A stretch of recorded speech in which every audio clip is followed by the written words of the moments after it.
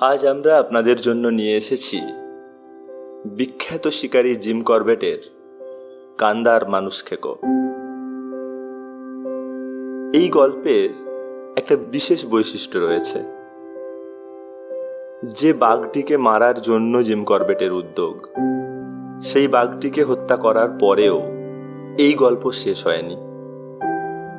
এই গল্প তারপরে আমাদের শোনায় এই কাহিনীর সাথে সম্পর্কযুক্ত আর এক দুঃসাহসী পিতার কাহিনী, যা কম রোমাঞ্চকর নয়। তাই গল্পটি মনোযোগ দিয়ে শুনুন, আমরা নিশ্চিত আপনাদের ভালো লাগবে। আসুন তাহলে শুরু করা যাক জিম করবেটের লেখা শিকার কাহিনী কান্দার মানুষ খেকো।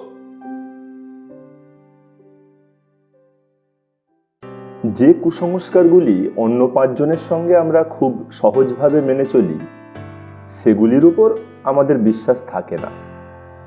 যেমন 13 জন এক টেবিলে বসা, ডিনারের সময় মদ এগিয়ে দেওয়া, মইয়ের নিচে দিয়ে হাঁটা, এইরকম আরও কত আছে। কিন্তু আমাদের নিতান্ত ব্যক্তিগত কুসংস্কারগুলি আমাদের বন্ধু বান্ধবদের কাছে যতই হাসি ঠাট্টার ব্যাপার হোক না কেন, আমাদের কাছে তাদের গুরুত্ব অনেক। শিকারীরা অন্য পাঁচজনের থেকে বেশি কুসংস্কারে বিশ্বাস করেন কিনা আমার জানা নেই, তবে যেগুলি তারা বিশ্বাস করেন সেগুলি তারা বিশ্বাস করেন খুব গভীরভাবেই। আমার একজন বন্ধু বাঘ শিকারে যাওয়ার সময় 5টির একটিও বেশি কার্তুজ সঙ্গে নেন না। অপর একজন নেবেন 7টি কার্তুজ, একটিও বেশি নয়, একটিও কম নয়। আমার অন্য একজন বন্ধু বাঘ শিকারে যার সারা উত্তর ভারত জুড়ে নাম ডাক, কখনো একটা মহাশোল মাছ না মেরে তার শীতকালীন শিকারের মরশুম আরম্ভ করতেন না।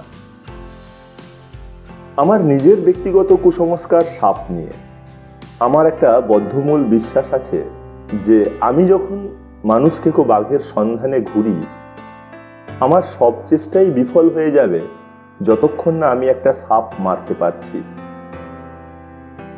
একবার মে মাসের সবচেয়ে গরম দিনগুলিতে একটা ভয়ানক ধূর্ত মানুষ খেকোর খোঁজে আমাকে সকাল থেকে সন্ধে পর্যন্ত মাইলের পর মাইল হাঁটতে হয়েছিল। রাস্তা ছিল শুধু খাড়া কাঁটা ঝোপে ভরা, আর সে পাহাড়ে বিরামহীন চড়াই আর উতরাই। আমার হাত হাঁটু সব কাঁটার খোঁচায় ক্ষতবিক্ষত হয়ে গিয়েছিল। আমি সেই সন্ধ্যাবেলা যখন আমার 2 কামরাওয়ালা জঙ্গলের ডাক বাংলোতে ফিরে এলাম, ক্লান্তিতে অবসাদে আমার সর্বাঙ্গ তখন ভেঙে পড়ছে। পৌঁছে দেখি আমার জন্য অপেক্ষা করছে একদল গ্রামের লোক। তারা আমাকে সুসংবাদ দিল একটা মানুষ খেকো বাঘকে সেই দিনই তাদের গ্রামের আশেপাশে দেখা গিয়েছে। সে রাতে কিছু করার পক্ষে বেশি দেরি হয়ে গিয়েছিল। তাদের হাতে লণ্ঠন দিয়ে তাদের বাড়ি পাঠিয়ে দেওয়া হলো, আর তাদের খুব কড়া নির্দেশ দেওয়া হলো যে পরের দিন কেউ যেন গ্রাম ছেড়ে কোথাও না যায়। আমার বাংলোটি যে পাহাড়ের কোলে, তারই এক প্রান্তে অবস্থিত গ্রামটি। গ্রামটি একেবারে একান্তে ও গভীর জঙ্গলে ঢাকা হওয়ায় এই গ্রামটিতেই জেলার অন্যান্য গ্রামের তুলনায় বাঘের উপদ্রব বেশি। এখানে সদ্য সদ্য বাঘটির হাতে মারা পড়েছে 2টি স্ত্রীলোক এবং একটি পুরুষ। পরদিন সকালে আমি পুরো গ্রামটা একটা চক্কর দিয়ে দেখলাম। দ্বিতীয়বার ঘোরা শুরু করলাম প্রথম পথটার সিকি মাইলটাক নিচে দিয়ে। যখন চক্কর প্রায় শেষ করে এনেছি, তখন একটা পাথরে ঢাকা বেশ দুর্গম জায়গা পেরিয়ে দেখি একটা ছোট নালা। পাহাড়ের খাড়াই বেয়ে তোড়ে বৃষ্টির জল নেমে এসে নালাটা তৈরি হয়েছে। নালাটার এদিক থেকে ওদিক একবার তাকিয়েই বুঝলাম বাঘটা ওর মধ্যে নেই। হঠাৎ আমার সামনে গজ 25 দূরে একটা কিছু নড়াচড়া করে উঠল। এখানে ছোট একটা জায়গা, প্রায় স্নানের টবের মতো, তাতে কিছুটা জল জমেছিল। তারই ওদিকে একটা সাপ জল খাচ্ছে। সাপটা মাথা তোলার সঙ্গে সঙ্গে আমার নজরে পড়েছে। ওটা যখন মাথা মাটি থেকে প্রায় 2-3 ফুট তুলে ফনা ছড়াচ্ছে, তখনই আমি বুঝতে পারলাম ওটা একটা শঙ্খচূড় সাপ। এত অপূর্ব সুন্দর সাপ আমি আর কখনো দেখিনি। সাপটা যখন আমার মুখোমুখি, তখন দেখলাম গলার কাছের রং গাঢ় কমলা। যে জায়গায় সাপের শরীরটা মাটি ছেড়ে উঠেছে, সেখানে মিশেছে সোনালি হলদে রঙের সঙ্গে পিঠের উপরকার গাঢ় সবুজের ওপর হাতির দাঁতের রঙের ছোপ ছোপ দাগ। লেজের ডগা থেকে শরীর প্রায় 4 ফুট, চকচকে কালো, আর তার উপর সাদা সাদা ছোপ। সাপটা লম্বায় প্রায় 13 থেকে 14 ফুট। শঙ্খচূড় সাপ সম্পর্কে নানা রকম গল্প শোনা যায়। বাধা পেলেই নাকি সাপটি সাংঘাতিক হিংস্র হয়ে ওঠে, অসম্ভব জোরে ওরা ছুটতে পারে। সাপটার রকম সকম দেখে আমার মনে হচ্ছিল আমায় তেড়ে আসতে পারে। যদি সত্যিই আক্রমণ করে, তাহলে পাহাড়ের খাড়াই বা উতরাই বেয়ে দৌড়ে খুব একটা সুবিধে করতে পারবো না। কিন্তু পাথরের ঢিবি বরাবর যদি দৌড়াই, তাহলে হয়তো সাপটাকে বেকায়দায় ফেলতে পারবো। ওর উদ্যত ফনাটা একটা ছোটখাটো প্লেটের সাইজের।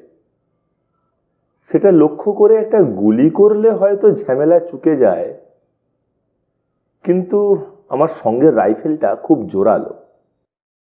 তাই গুলি করলে যে বাঘটার জন্য এত দীর্ঘদিনের অপেক্ষা, এত পরিশ্রমের পর নাগালের মধ্যে পেয়েছি, সেটা হয়তো আবার বেপাত্তা হয়ে যাবে। বেশ দীর্ঘ একটা মিনিট কেটে গেল। এর মধ্যে সাপটা শুধু লম্বা চেরা জিভটা ঢোকাচ্ছিল আর বার করছিল। তারপর সাপটা ফনাটা ছোট করে মাথাটা মাটিতে নামিয়ে উল্টো দিকের ঢালু জায়গাটার ওপর দিয়ে চলতে শুরু করলো।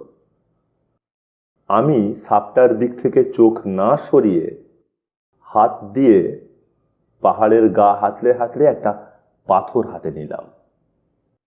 পাথরটার সাইজ প্রায় একটা ক্রিকেট বলের মতো। সাপটা যখন একটা শক্ত মাটির ঢিবির কোণা বরাবর পৌঁছেছে, তখন আমি গায়ের জোরে পাথরটা ছুঁড়ে মারলাম সাপটার মাথার পিছনে। অন্য কোনো সাপ হলে ওই পাথরের চোট খেয়ে আর বাঁচতে হতো না, কিন্তু এই সাপটার বেলায় ফল হলো ঠিক উল্টো। সাপটা বিদ্যুতের মতো ঘুরে আমার দিকে সোজাসুজি দৌড়ে এলো। ভাগ্যক্রমে সাপটা রাস্তার মাঝামাঝি আসার পরেই আমার দ্বিতীয় পাথরটা গিয়ে লাগলো সাপটার গলায়। মনে বেশ আনন্দ নিয়ে গ্রামটা দ্বিতীয়বার চক্কর মারলাম। যদিও প্রথমবারের মতোই এবারও আমার ঘোরাটা নিষ্ফলই হলো, কিন্তু আমার মনে হলো সাপটাকে তো মেরেছি। অনেক দিন পর আজ আমার প্রথম মনে হলো বাঘটার পিছনে দৌড়াদৌড়ি পরিশ্রম সার্থক হবেই হবে।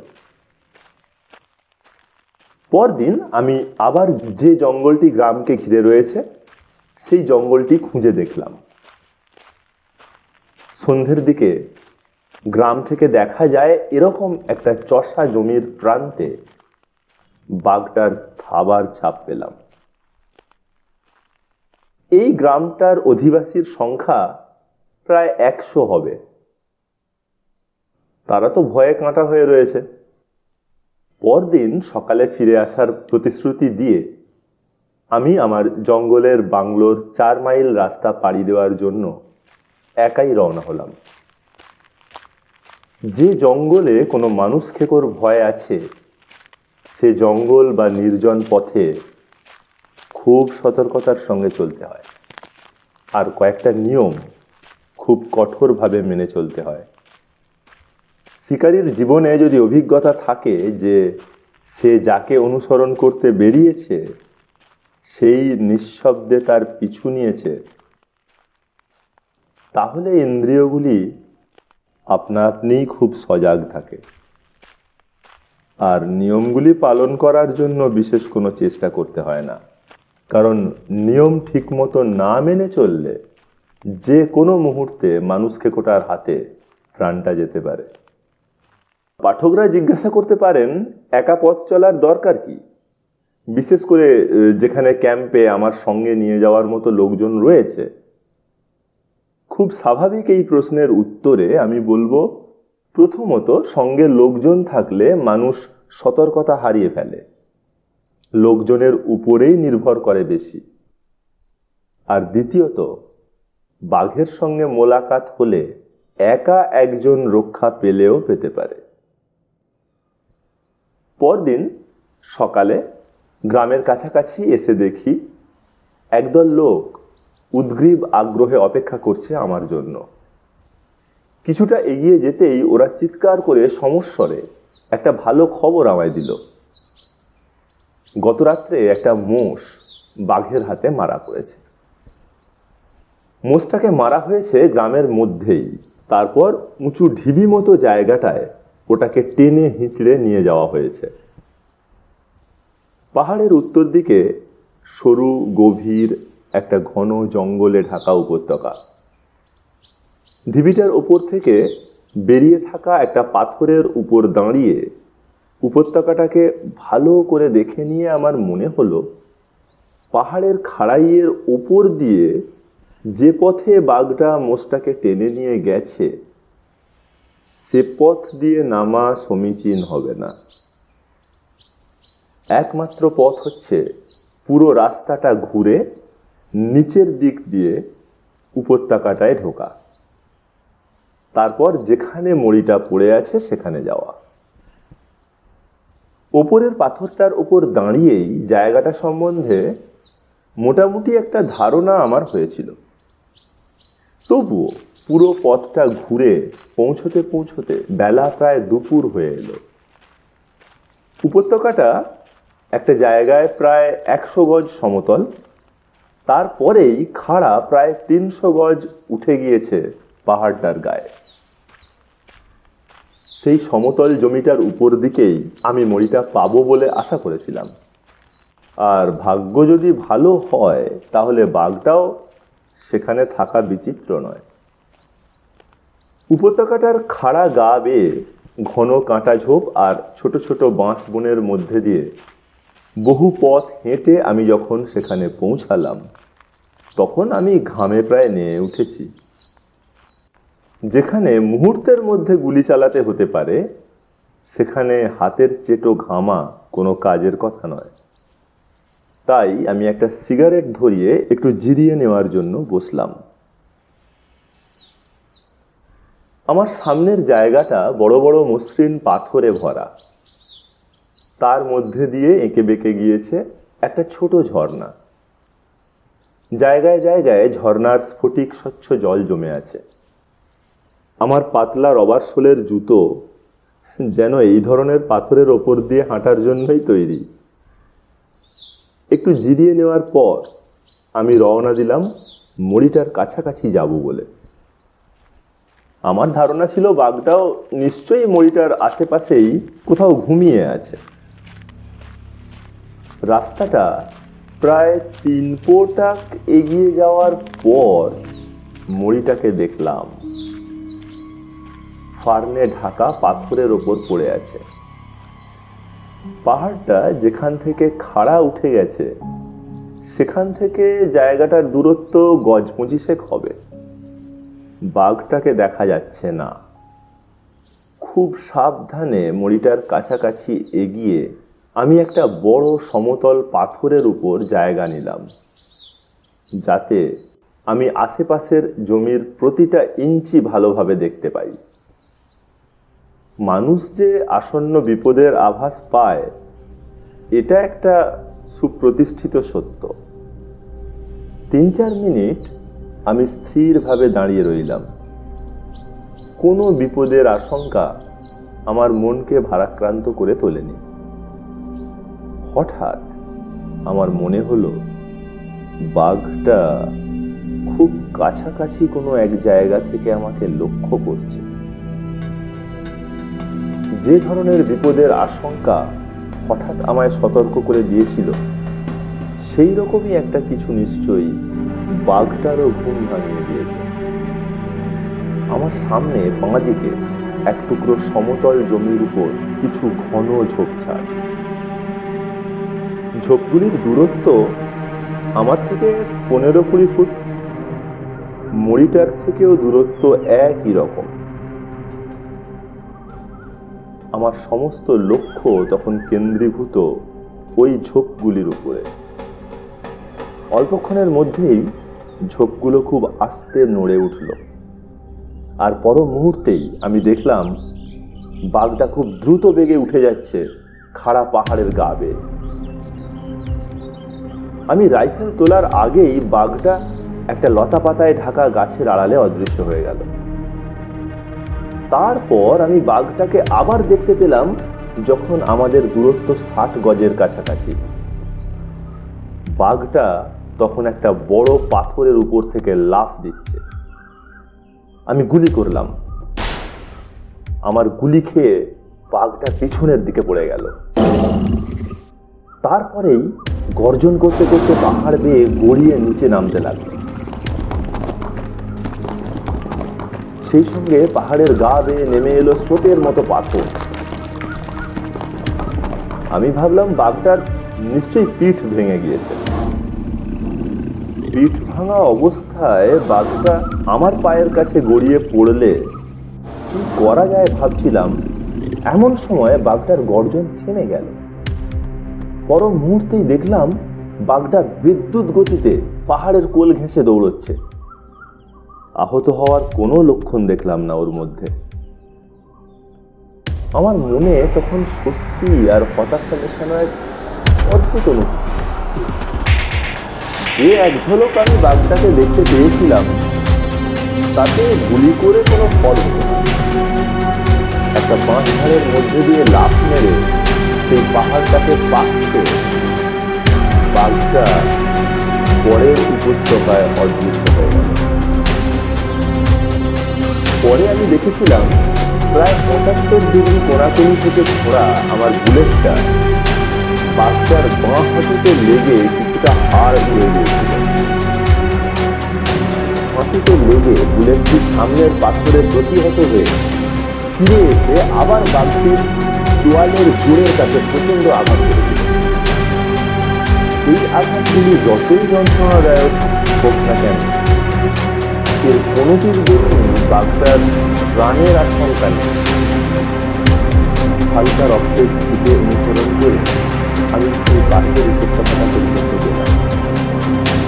একটা ঘন কাঁটা ঝোপের মধ্যে থেকে একটা শুদ্ধ বাঘের গর্জন শুনতে পেলাম। ঢুকলাম না, কারণ সেটা আত্মহত্যারই সামিল হতো। আমার গুলির আওয়াজ গ্রাম থেকে শোনা গিয়েছিল। তাই আমি যখন ফিরে গেলাম তখন পাহাড়ের ওপর আমার জন্য অপেক্ষা করছে এক উৎসুক জনতা।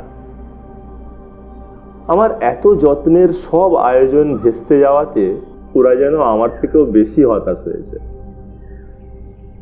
পরদিন সকালে আমি সেই মরিটার কাছে গিয়ে দেখে খুশি হলাম, আর একটু অবাকও হলাম যে বাঘটা রাতেই ফিরে এসে আরো অল্প কিছুটা খেয়ে তার নৈশ ভোজন সেরেছে।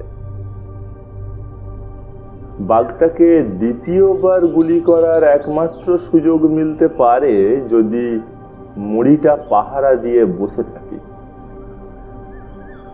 কিন্তু তাতে একটা সমস্যা আছে, মরিটার ধারে কাছে বসার মতো কোনো গাছ নেই।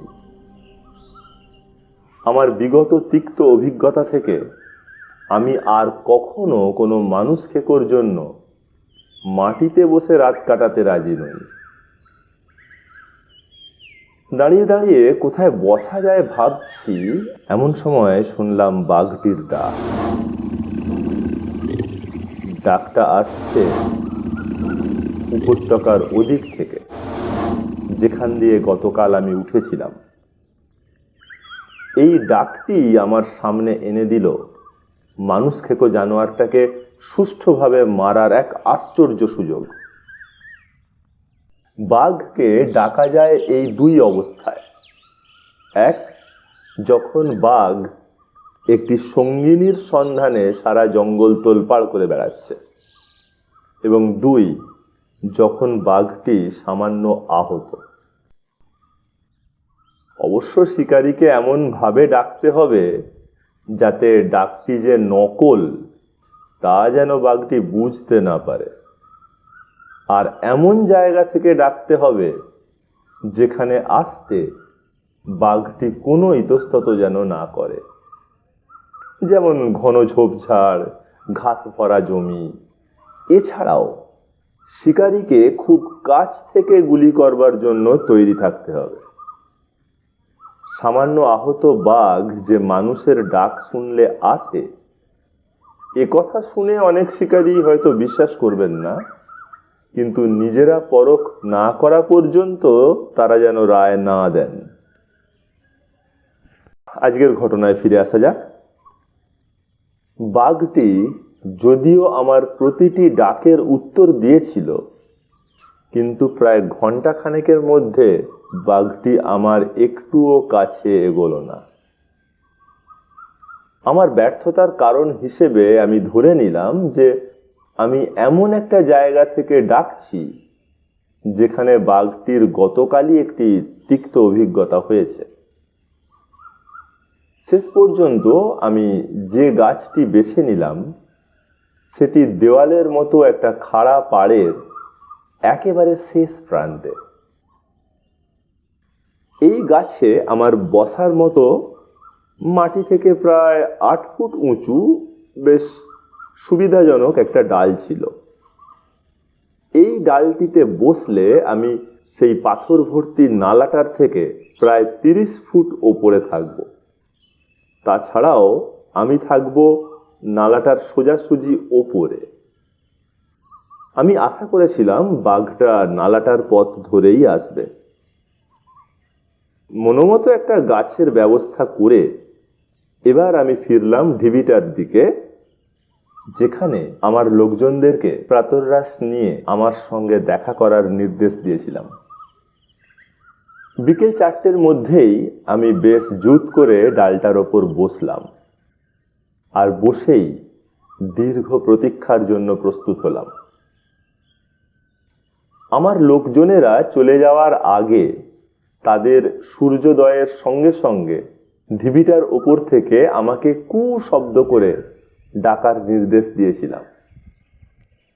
যদি আমি কোনো চিতার ডাকে তাদের উত্তর দিই তাহলে তারা চুপচাপ থাকবে, কিন্তু যদি তারা কোনো উত্তর না পায় তাহলে তারা যতজন সম্ভব গ্রামবাসীকে সংগ্রহ করে দুটো দলে ভাগ হয়ে উপত্যকার দুদিক থেকে চিৎকার করতে করতে আর পাথর ছুঁড়তে ছুঁড়তে নেমে আসবে।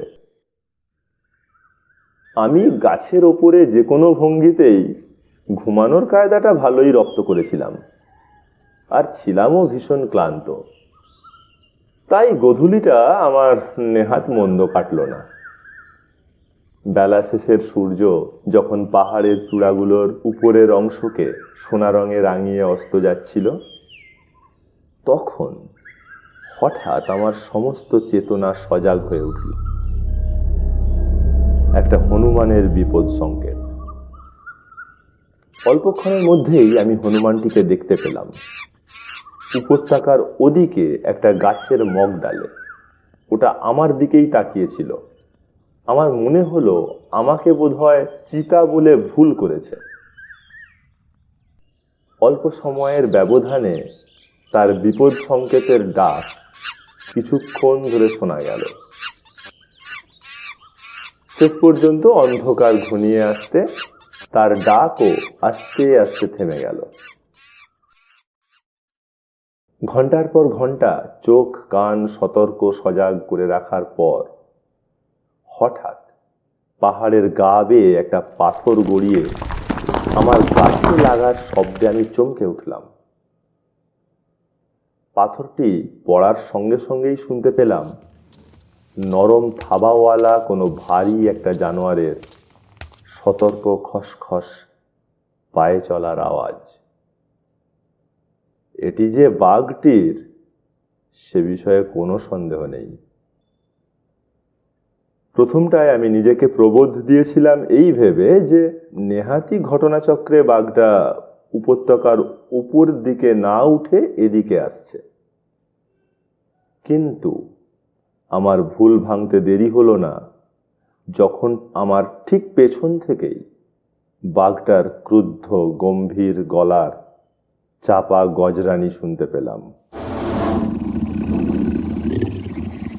স্পষ্টই বোঝা যাচ্ছে যে আমি যখন প্রাতরাশ সারছিলাম তখনই বাঘটা উপত্যকার মধ্যে ঢুকেছে আর পাহাড়ের ওপর দাঁড়িয়ে আমার গাছে ওঠা লক্ষ্য করেছে। হনুমানটা পাহাড়ের ওপর বাঘটাকে দেখতে পেয়েই হুঁশিয়ারির ডাক ডেকেছিল। ঠিক এই ধরনের পরিস্থিতি যে দাঁড়াতে পারে তা আমি ভাবিনি। এখন খুব সাবধানে আমায় এগোতে হবে। গাছের ডালটা দিনের আলো থাকতে বসার বেশ ভালো জায়গা ছিল, কিন্তু অন্ধকার ঘনিয়ে আসার পর ওখানে বসে নড়াচড়া করা মুশকিল। আমি অবশ্য শূন্যে রাইফেল ছুঁড়তে পারতাম, কিন্তু খুব কাছ থেকে ফাঁকা বন্দুকের আওয়াজ করে বাঘ তাড়ানোর চেষ্টা যে কত মারাত্মক হতে পারে তা আমার নিজের চোখে দেখা। তাছাড়া আমায় আক্রমণ না করলেও আমার রাইফেলের আওয়াজ শুনে বাঘটা হয়তো এ তল্লাটি ছেড়ে চলে যাবে। তাহলে আমার সব পরিশ্রমই বৃথা হয়ে যাবে। তাই সেদিক দিয়ে আমি গেলাম না। আমি জানতাম বাঘটা লাফাবে না, কারণ লাফালেই ও পড়বে প্রায় 30 ফুট খাড়া পাড়ের নিচের পাথরের ওপর। কিন্তু তার লাফ দেওয়ার কোনো দরকার ছিল না। পিছনের দুপায়ের উপর ভর দিয়ে দাঁড়ালেই ও অনায়াসে আমার নাগাল পেয়ে যাবে। কোল থেকে তুলে রাইফেলের মুখটা ঘুরিয়ে নেওয়ার সময় আমি নলটা চালিয়ে দিলাম বগলের তলা দিয়ে, আর সেই সঙ্গে নলটা নিচু করে সেফটি ক্যাচটা তুলে দিলাম। এই একটু নড়াচড়া হওয়ার সঙ্গে সঙ্গে বাঘটার ক্রুদ্ধ গলার গর্জন আবার শুনতে পেলাম। এবারের আওয়াজটা অন্যবারের তুলনায় আরো বেশি ভয়াবহ। এবার যদি বাঘটা আমায় ধরবার জন্য ওঠে তাহলে রাইফেলটাই প্রথম ওর গায়ে লাগবে, আর রাইফেলের ঘোড়ার ওপর আমার আঙুল রয়েছে। আমার গুলিতে বাঘটা যদি নাও মরে তাহলেও গুলির আওয়াজে যে গন্ডগোল বিভ্রান্তির সৃষ্টি হবে তার ফাঁকেই হয়তো আমি গাছটার আরো উপরে উঠে যেতে পারবো। সময় যেন আর কাটতেই চায় না। অবশেষে পাহাড়ের গা ঘেঁষে পায়াচারি আর গর্জন করতে করতে যেন ক্লান্ত হয়েই বাঘটা আমার বাঁ দিকের একটা নালা লাফ দিয়ে পার হয়ে গেল। কয়েক মিনিটের মধ্যেই শুনতে পেয়ে আশ্বস্ত হলাম যে মড়িটার কাছ থেকে হাড় চিবানোর শব্দ আসছে। এরপর সারা রাত যা কিছু আওয়াজ পেলাম সবই এলো ওই মড়িটার দিক থেকেই। তখন মাত্র কয়েক মিনিট হলো সূর্য উঠেছে। উপত্যকাটায় তখনও গভীর ছায়ায় ঢাকা। এমন সময় শুনলাম ঢিবির কাছ থেকে আমার লোকজনদের সেই কু সংকেত। ঠিক পর মুহূর্তেই দেখলাম বাঘটা খুব দ্রুত গতিতে দৌড়ে আমার বাঁ পাশের পাহাড়টার ওপর উঠে পেরিয়ে যাচ্ছে।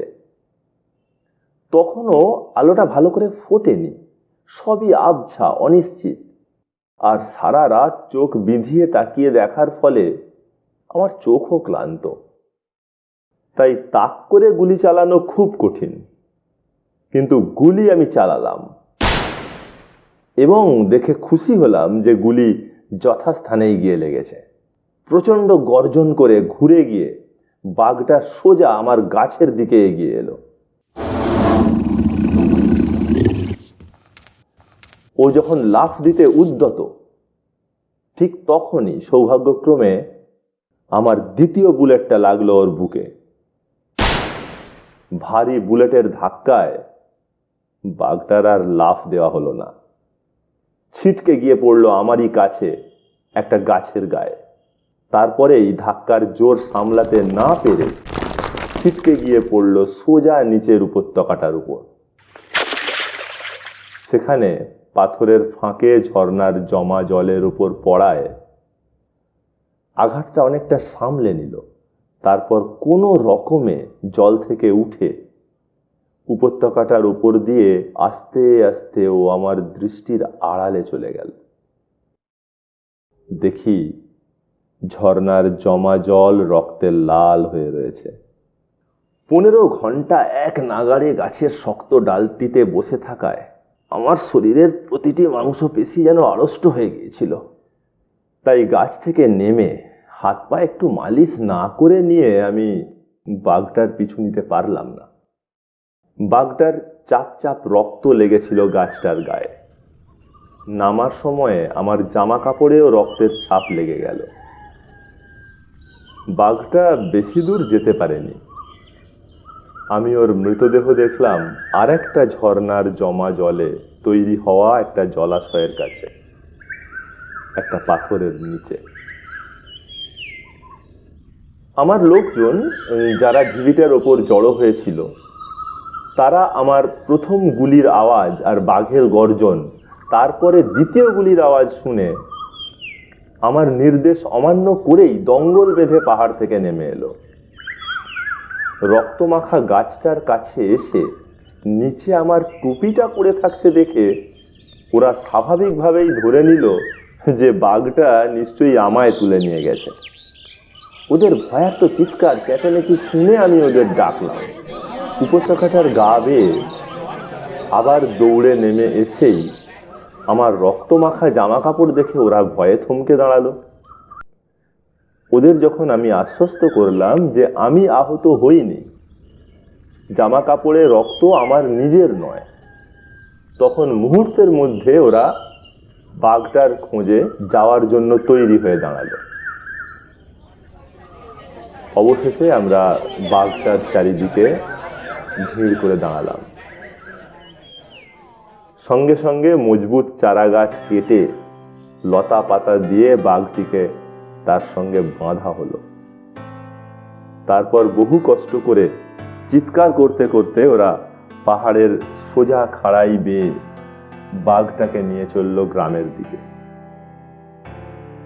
আমি কুমায়ুনের জেলা অফিসারদের এবং পরে গাড়োয়ালের জনসাধারণকে যে 3টি মানুষকে মারার চেষ্টা করার প্রতিশ্রুতি দিয়েছিলাম, এটি তাদের মধ্যে শেষটি।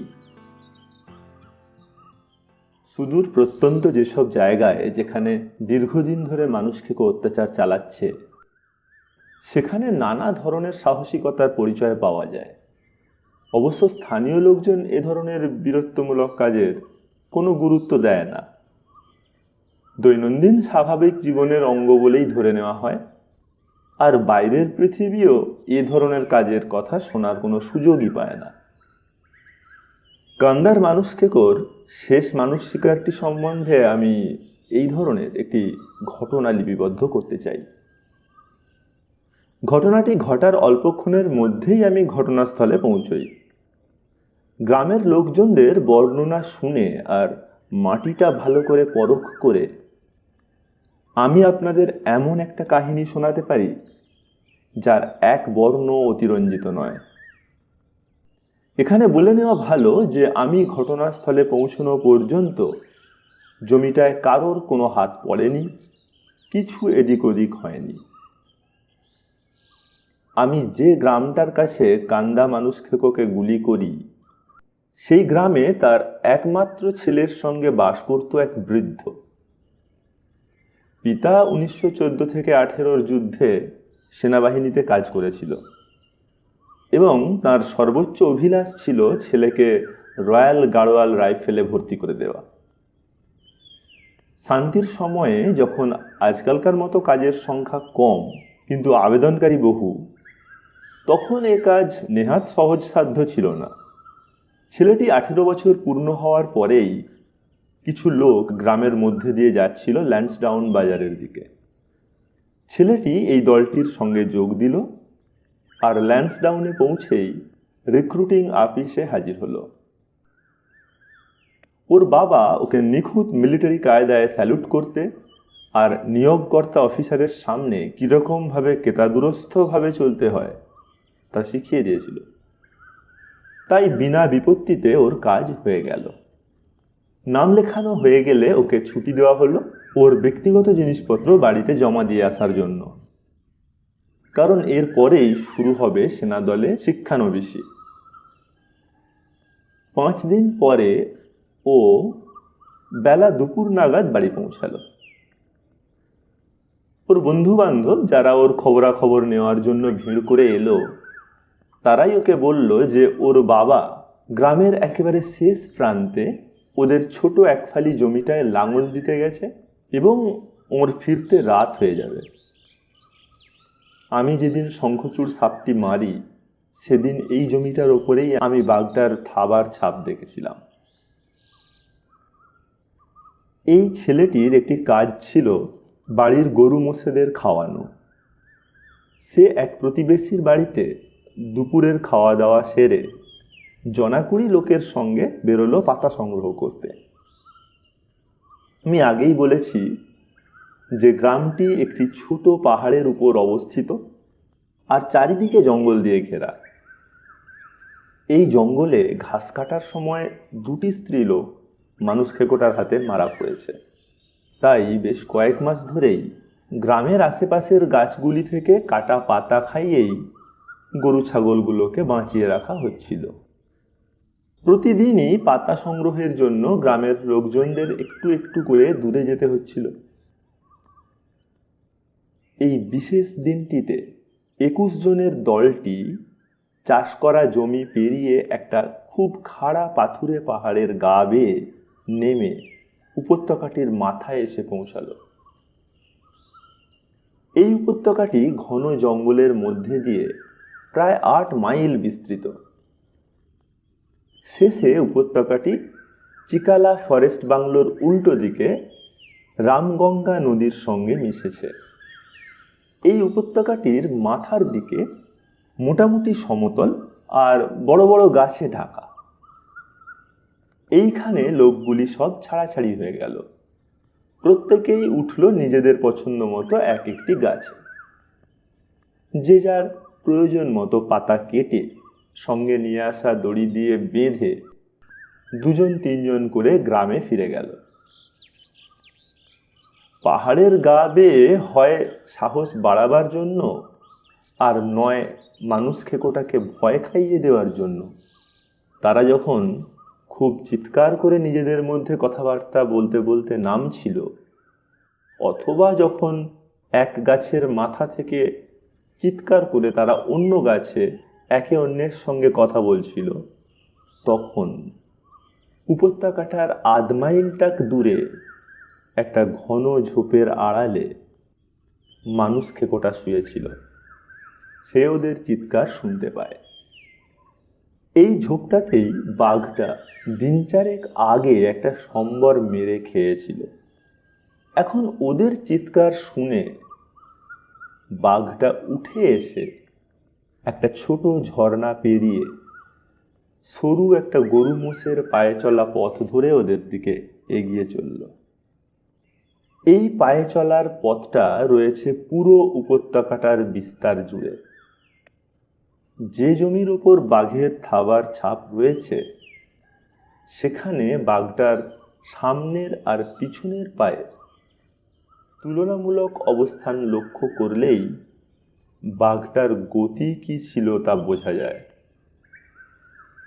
আমার কাহিনীর ছেলেটি গরুর পাতা কাটার জন্য উঠেছিল একটা কাঞ্চন গাছে। গাছটা গরু মোষ চলার রাস্তাটির প্রায় 20 গজ ওপরে আর গাছটার ওপরের ডালপালা ঝুঁকেছিল একটা ছোট নালার উপরে। এই নালাটার ওপর ছিল দুটো বিশাল পাথর।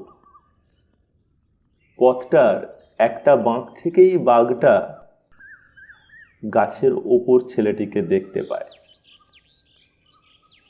শুয়ে শুয়ে কিছুক্ষণ ছেলেটিকে লক্ষ্য করার পর বাঘটা পড়ে যাওয়া শিমুল গাছের পিছনে লুকিয়ে পড়ে।